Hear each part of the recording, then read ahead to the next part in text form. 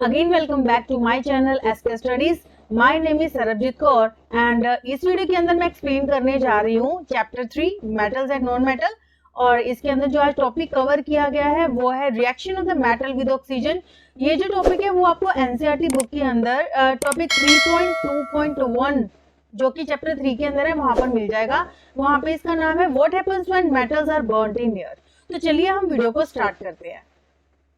Topic 3.2.1 what happens when metals are burned in air. तो इस video के अंदर आज हम देखेंगे कि किस तरह जो डिफरेंट मेटल होते हैं जब उनको ऑक्सीजन की प्रेजेंस में बर्न किया जाता है तो उनका बिहेवियर किस तरह से होता है। ठीक है, तो सबसे पहले हम बात करते हैं कि जब कोई मेटल ऑक्सीजन की प्रेजेंस में बर्न होता है तो होता क्या है। Almost all metal combined with oxygen to form metal oxide. कि ज्यादातर जो मेटल्स होते हैं वो ऑक्सीजन के साथ रिएक्शन करके क्या बना देते हैं, मेटल ऑक्साइड।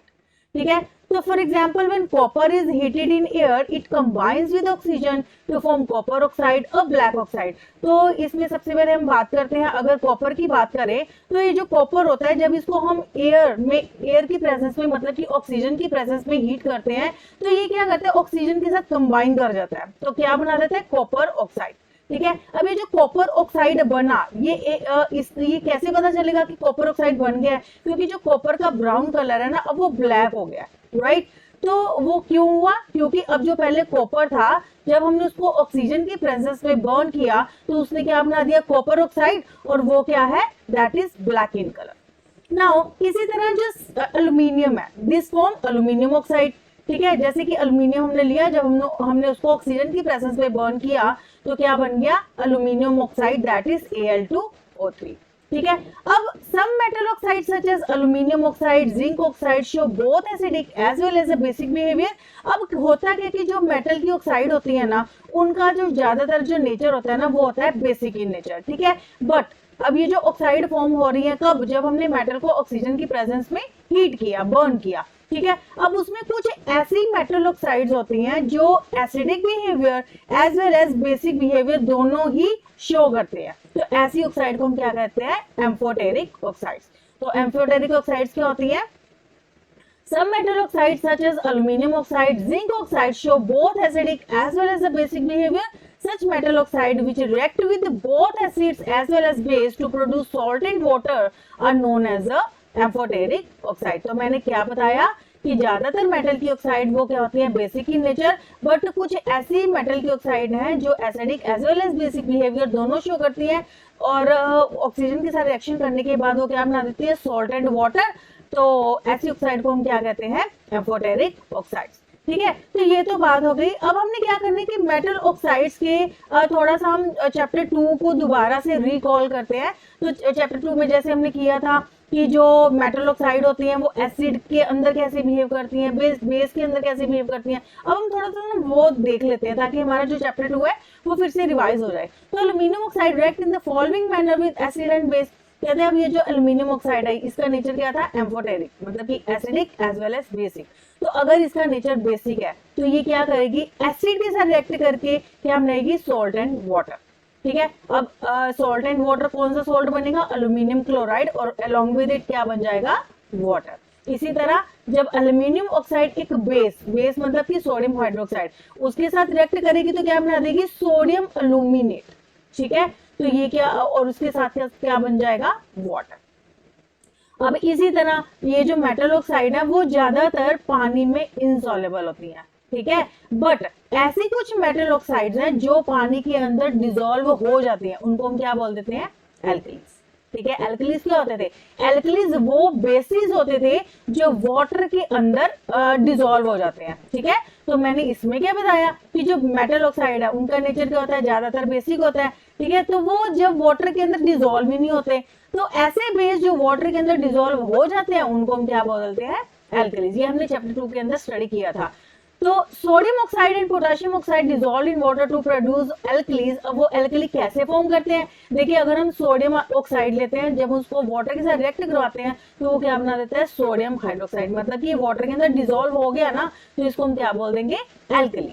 इसी तरह जो पोटेशियम ऑक्साइड है जब वो उसको हम वाटर के अंदर डिसॉल्व करेंगे तो क्या बन जाएगा, पोटेशियम हाइड्रोक्साइड। अब वो भी क्या बन गया, वो एक बेस है और वो वाटर के अंदर डिसॉल्व हो गया तो उसको हम क्या कह देंगे, एल्कलीज। ठीक है। तो इस जो वीडियो के अंदर जो मेरा मेन टॉपिक था वो था कि how metals react with oxygen. तो अब हम उनकी रिएक्टिविटी देखते हैं, तो किस तरह से डिफरेंट जो मेटल्स होते हैं वो ऑक्सीजन के प्रेजेंस में जब बर्न होते हैं तो वो किस तरह का बिहेवियर शो करते हैं। ठीक है, all metal do not react with oxygen at the same rate. कहता है कि जितने भी मेटल्स है ना, वो तो मेटल्स की तो काफी रेंज है, तो वो सारे के सारे मेटल सेम बिहेवियर शो नहीं करते। Different metal show different reactivities toward oxygen. तो जो डिफरेंट टाइप के मेटल है ना, तो उनकी ऑक्सीजन के अंदर जो रिएक्टिविटी होती है वो भी डिफरेंट होती है। तो वो अब हम देखते हैं कैसे। सबसे पहले metal such as potassium and sodium. अगर हम पोटेशियम एंड सोडियम की बात करते हैं तो they react so vigorously that they catch fire if kept in the open. अब हमने इसके बारे में चैप्टर 2 के अंदर भी स्टडी किया था कि जो पोटेशियम एंड सोडियम होते हैं ये बहुत ही वायलेंटली रिएक्ट करते हैं। ठीक है, अब जब हम इसको अगर हम इसको ऑक्सीजन की प्रेजेंस ही दे देते हैं ना, हीट नहीं भी करते, अगर इसको ऑक्सीजन की प्रेजेंस भी दे देंगे तो एकदम से ये विग्रसली बहुत जल्दी से रिएक्ट करेगा और इतना ये रिएक्शन इतनी विग्रस होगी कि ये फायर मतलब कि कैच फायर। ठीक है, if kept in the open, मतलब कि पोटेशियम एंड सोडियम इतनी ज्यादा रिएक्टिव है, इनको बर्न तो करना तो दूर की बात है, अगर हम इसको ऐसे ही ओपन में रख देते हैं तो एकदम से आग पकड़ लेते हैं। ठीक है, hence to protect them and to prevent accidental fires they are kept immersed in kerosene oil। अब हम इसलिए पोटेशियम एंड सोडियम को क्या करते हैं, हम इसको ओपन में तो रख ही नहीं सकते, इसलिए हम इसको हमेशा केरोसिन ऑयल के अंदर डिप करके रखते हैं। ठीक है, अब अगर उसके बाद दूसरा पॉइंट क्या है, at ordinary temperature the surface of metal. अब हम बात करने लगे हैं मैग्नीशियम, एल्यूमिनियम, जिंक, लेड। ठीक है, अब क्या होता है कि ऑर्डिनरी टेम्परेचर, नॉर्मल टेम्परेचर पर क्या होता है कि ये जो मेटल्स है like magnesium, aluminium, zinc, lead, ये सारे के सारे ना जो एटमॉस्फेयर में ऑक्सीजन होती है उसके साथ रिएक्ट करके अपने ऊपर एक लेयर चढ़ा लेते हैं ऑक्साइड की। ठीक है, तो जैसे मैग्नीशियम है तो वो मैग्नीशियम ऑक्साइड की फॉर्म में प्रेजेंट होगा, एल्यूमिनियम है तो एल्यूमिनियम ऑक्साइड की फॉर्म में प्रेजेंट होगा। ठीक है, the protective oxide layer prevent the metal for further oxidation. कहता है ये जो मेटल के ऊपर मेटल ऑक्साइड की एक लेयर चढ़ गई है ना, ये उस मेटल की फर्दर ऑक्सीडेशन को रोकती है। ठीक है, तो अब जब भी अगर हमें प्योर मेटल चाहिए ना, तो सबसे पहले अगर हमने फॉर एग्जांपल मैग्नीशियम का कहीं यूज करना है, ठीक है, तो हमें क्या करना पड़ेगा, सबसे पहले उस मैग्नीशियम जो है ज्यादा रिबन की फॉर्म में होता है, यूज करते हैं, तो उसको सबसे पहले ना सैंड पेपर के साथ रब करना पड़ेगा ताकि जो ऑलरेडी उसके ऊपर ऑक्सीजन की लेयर डिपॉजिटेड है वो वहां से रिमूव हो जाए। ठीक है, तो आगे हम बात करते हैं आयरन की। Iron doesn't burn on heating but iron filings burn vigorously when sprinkled in the flame of the burner.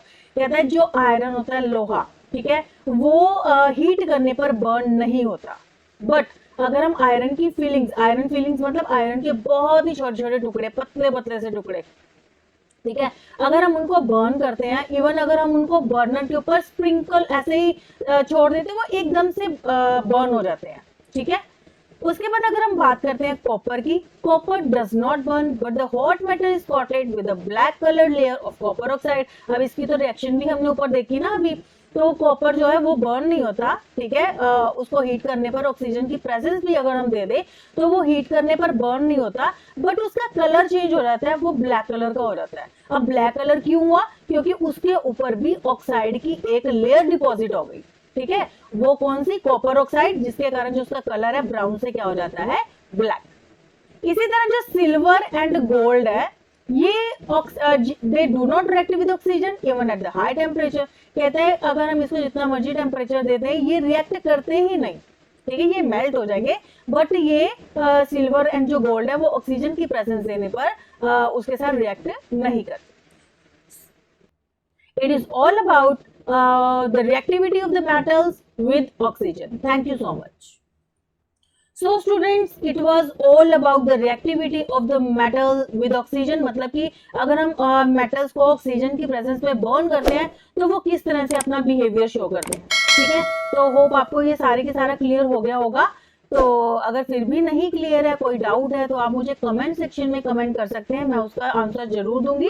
ठीक है, तो इसके बाद हम नेक्स्ट वीडियो के अंदर करने जा रहे हैं reactivity of the metals with water. It is a very important topic, so please इसको अच्छे से समझने के लिए आप मेरे चैनल के साथ बने रहिए। Thank you so much.